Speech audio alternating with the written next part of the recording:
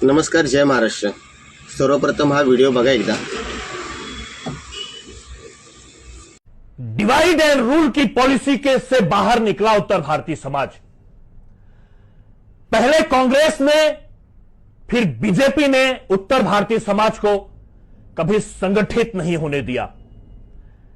आज उत्तर भारतीय समाज उत्तर भारतीय विकास सेना के साथ है और बीजेपी के ग्राउंड रिपोर्ट है कि आज उत्तर भारतीय विकास सेना अपनी महापौर बनाने जा रही है और चुनाव आगे खींचने का इनका एक ही मकसद है कि पूरा का पूरा मत 32% आज उत्तर भारतीय विकास सेना लेकर जा रही है, क्योंकि हमारे मराठी भाई 30% मराठी भाई आज 6 पार्टियों में बटेंगे। शिवसेना, कांग्रेस, बीजेपी, मनसे और एनसीपी, लेकिन 32% का उत्तर भारतीय आज उत्तर भारतीय विकास सेना के साथ है। और यह बीजेपी को लगने लगा है कि अगर 32% उत्तर भारतीय एक साथ वोट करता है तो उत्तर भारतीय महापौर बनने से कोई रोक नहीं सकता। नमस्कार मित्रांनो, जय महाराष्ट्र। सध्या सोशल मीडियावरती अशा काही प्रकारचे व्हिडिओज फिरतायत की ते बघून अगदी मनामध्ये भीती वाटायला लागली की आपण इथे राहायचं की नाही राहायचं असा प्रश्न उद्भवायला लागलाय। 20% मराठी, 32-35% यूपी बिहारी, उरलेले बाकी परप्रांतीय, आणि हे लोक आता महाराष्ट्रावरती दावा ठोकायला लागलेत छाती ठोकून। शुक्ला होता, दुबे होता, आता अजून 2-3 जण पैदा झालेत। ही एक नवीन सेना उभी झाली, उत्तर भारतीय विकास सेना। मला त्या सेनेबद्दल काही एक दुमत नाहीये। तुमच्या उत्तर भारतीयांच्या विकासासाठी तुम्ही बनवत असाल तर चांगली गोष्ट आहे। तुम्हाला जर असं वाटत असेल की महाराष्ट्रामध्ये तुमचा विकास होत नाही, आतापर्यंत झाला नाही, 30 वर्ष गुण्यागोविंदाने नांदलेत, तोपर्यंत तुम्हाला काही त्रास नाही झाला, पण आता हल्ली हल्ली तुम्हाला त्रास व्हायला लागलाय। ठीक आहे, चांगली गोष्ट आहे, प्रत्येकाने आपला विचार केलाच पाहिजे।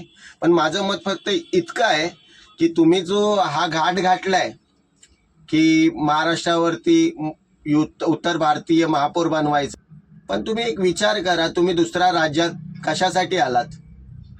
स्वतःचं पोट भरण्यासाठी, बरोबर? तुम्ही एखाद्या कंपनीमध्ये जेव्हा कामाला लागता तेव्हा त्या कंपनीच्या, मला एक सांगा, त्या कंपनीवरती तुम्ही दावा ठोकू शकता का की कंपनी माझी आहे म्हणून? आता माझी जर एखादी कंपनी असेल आणि त्या कंपनीमध्ये समजा 50 वर्कर असतील, त्यातले 48 वर्कर हे उत्तर भारतीय असतील, तर याचा अर्थ असा होतो का की उत्तर भारतीय त्या कंपनीचा मालिक आहे? मग ही गोष्ट उत्तर भारतीय किंवा अमराठी लोकांनी आपल्या स्वतःच्या डोक्यामध्ये उतरून घ्या आधी, पहिली गोष्ट। आणि दुसरी गोष्ट आपल्या मराठी बांधवांसाठी आहे की आता जो प्रकार चाललाय ना, त्या प्रकारावरून मी तुम्हाला हे नाही बोलणार की राज ठाकरेला मतदान करा, उद्धव ठाकरेंना मतदान करा, नाहीतर मोदी वगैरे कुणाला मतदान करा। मी हे तुम्हाला अजिबात सांगणार नाही। मी फक्त तुम्हाला इतकंच सांगेल, तुमच्या वार्डातला विश्वासू मराठी माणसाला मतदान करा, माझं इतकंच मत आहे। कारण या महाराष्ट्राची लक्तरे तोडताना तुम्हाला बघायचं नसेल ना, आणि ही हालत झालेली जर बघायची नसेल ना, तर तुम्हाला माझं हात जोडून कळकळीची विनंती आहे की तुम्ही फक्त आणि फक्त तुमच्या विभागात असलेला, तो बीजेपीचा असू द्या, माझं मत बीजेपीच्या विरोधात नाहीये, कोणत्याही पक्षाचा असू द्या, तुम्ही फक्त आणि फक्त स्वतःच्या विभागामधला तुमच्यासाठी धावून येणारा मराठी जो उमेदवार असेल त्याला सपोर्ट करा। माझी हात जोडून कळकळीची विनंती आहे, बस इतकंच माझं मत आहे। महाराष्ट्राची लक्तरे तोडायला हे इतके जण सगळे एकत्र येत असतील, गुजराती, मारवाडी, सिंधी, जैन, मुस्लिम, हिंदी, बिहारी, सगळे सगळे एकत्र येत असतील, तर तुम्ही मला सांगा, आपण का असे वेगवेगळे वाटलो गेलोय? याचा विचार करा। खुल्याम छाती टोकून सांगतायत की महाराष्ट्रामध्ये 20%च मराठी उरलेत, 36% उत्तर भारतीय झालेत।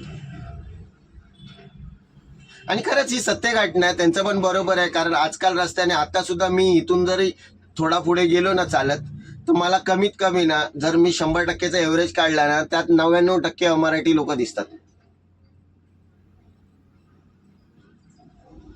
मग या सगळ्या गोष्टींना वाव कुणी दिला माहितीये?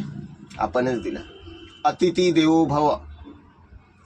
आलेल्या पाहुण्यांना आदर करणं, त्यांना राहायला देणं, त्यांची सेवा करणं, त्यांच्यासोबत उठणं, बसणं, खाणं, पिणं, हे सगळं आपण केलं ना, त्याची सजा आपल्याला मिळते. बाकी काही नाही.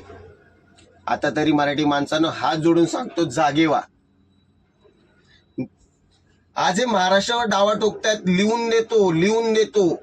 जर ह्यांनी महाराष्ट्र काबीज केला ना, तर तुम्ही पुण्याचे असा, नाशिकचे असा, सातारचे असा, रत्नागिरीचे असा, आता तर पोचलेच सगळीकडे, पण तिथे सुद्धा दावा टोकायला कमी पडणार नाहीये. आणि मग तुम्हाला तोंड लपवायला जागा राहणार नाहीये मूर्खांनो.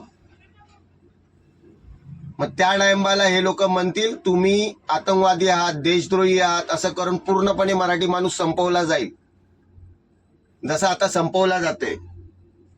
सोलापूरमध्ये मनसेचा उमेदवार त्याच्या डोळ्यात मिरचीचं पाणी मारून त्याचा मर्डर केला. आणि त्या केसमध्ये पकडणं कुणाला माहितीये? बीजेपीचा उमेदवार आणि त्याच्यासोबत 15 जण होती, बीजेपीचे कार्यकर्ते, त्यांना पकडलं. मग विचार करा कुठल्या थराला नेऊन ठेवले तर या निवडणुका. म्हणजे जर चुकून ह्या महाराष्ट्रामध्ये बीजेपीची सत्ता तर आहेच, पण महापौर सुद्धा बीजेपीचा झाला, तर तुम्हाला माहितीये, लिहून देतो मी, हा सोलापूरमध्ये जो झालाय प्रकार ना, ती चिमुकली हंबारडा फोडते. एकदा बघा तो व्हिडिओ, काय हालत झाली त्या चिमुरडीची, काय रडते ती, तिच्या घरातल्यांची हालत काय झाली. मग उद्याला मी लिहून देतो, जर का बीजेपीची सत्ता आली तर 200% सांगतो तो व्यक्ती बाहेर फिरत असणार जसे बाकीचे फिरतायत. छत्रपती शिवाजी महाराजांचा आपला हा महाराष्ट्र, या महाराष्ट्रामध्ये स्त्रियांकडे वाकड्या नजरेने बघणाऱ्यांचे डोळे काढले जायचे. तो कोणी असो, मराठी जरी असला तरी त्याची गय केली जात नव्हती.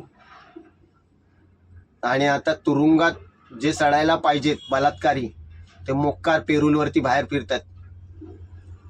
मी तुम्हाला एवढंच सांगतो की जरासं हे न्यूज चॅनल वगैरे, परत व्हॉट्सअप युनिव्हर्सिटी, हे सगळं साईडला ठेवा. आणि या महाराष्ट्रातल्या ज्या न्यूज असतात ना, त्या जरा बघा. हिते आतून पूर्ण देश संपलाय, पूर्ण पोखरून टाकला आतमधून देश. आणि आपण विचार करतो बांगलादेशमध्ये हिंदू जाळला जातोय. अरे बांगलादेशमध्ये हिंदू जाळला जातोय आणि बांगलादेशीय प्रधानमंत्री आपल्या दिल्लीमध्ये मोदी साहेबांसोबत आहे. करा ना प्रश्न बीजेपी वाल्यांना, काय करतायत ते दिल्लीमध्ये.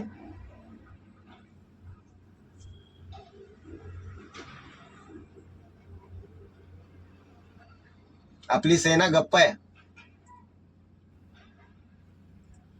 RSS वाले उड्या मारतात बांगलादेशमध्ये हे होते अरे तुम्ही एवढे सक्षम आहेत ना, क्रांतिकारी म्हणता ना स्वतःला. कुठलं क्रांतिकारी काम तर केलं नाही, मी तर कुठे वाचलं नाही, बघितलं नाही, काही नाही. एक असं काम दाखवा की तुमचा स्वातंत्र्याच्या लढ्यामध्ये सिंहाचा वाटा होता. सिंहाचा सोडा हो, खारीचा वाटा सुद्धा नव्हता. पण आता जे तुम्ही लाठी बिटी घेऊन दाखवता, असं करतो, तसं करतो, हे करतो, ते करतो, मग जावा बांगलादेशमध्ये तुमची RSS सेना घेऊन. का थांबलायत? का महाराष्ट्रामध्ये हे तुम्ही पसरवताय? महाराष्ट्रात काय होते ते बघा ना. तो महाराष्ट्राचा मुख्यमंत्री देवाभाऊ, त्यांनी तर शिवाजी महाराजांना सुद्धा सोडलं नाही. प्रत्येक ठिकाणी रस्त्याने चालताना जे नागोबा थुकतात ना गुटखा खाऊन, आणि कोण थुकतं तुम्हाला सुद्धा माहिती आहे, कोण जास्त प्रमाणात गुटखे खातात तुम्हाला माहिती आहे, ते त्यांच्याबद्दल काय वेगळं सांगायला नको.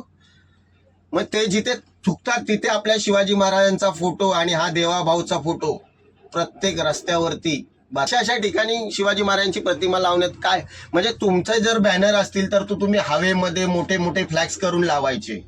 आणि आमच्या छत्रपती शिवाजी महाराजांना तुम्ही रस्त्यावरती कचराकुंडीच्या बाजूला लावले. लाज नाही वाटली तुम्हा लोकांना? हा देवाभावाने एकच ठरवले, देवाभाऊ आहे ना, त्याने एकच ठरवले, हा महाराष्ट्र पूर्णपणे यांच्या हातात द्यायचा आणि स्वतः दिल्लीला निघून जायचं. आमच्यासाठी काहीच करू नका, एवढेच आमच्यावरती उपकार होतील. आणि मराठी माणसांना माझी कळकळीची विनंती आहे की जो कोणी उमेदवार तुम्ही निवडून देत आहात किंवा त्याला मत देत आहात ना, तो फक्त आणि फक्त मराठी असला पाहिजे. बस. मी ओरडून छाती फाडून हे सगळं करून नाही सांगत, हात जोडून सांगतो.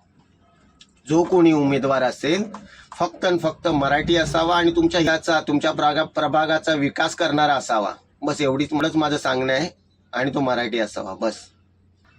जय महाराष्ट्र, जय मराठी.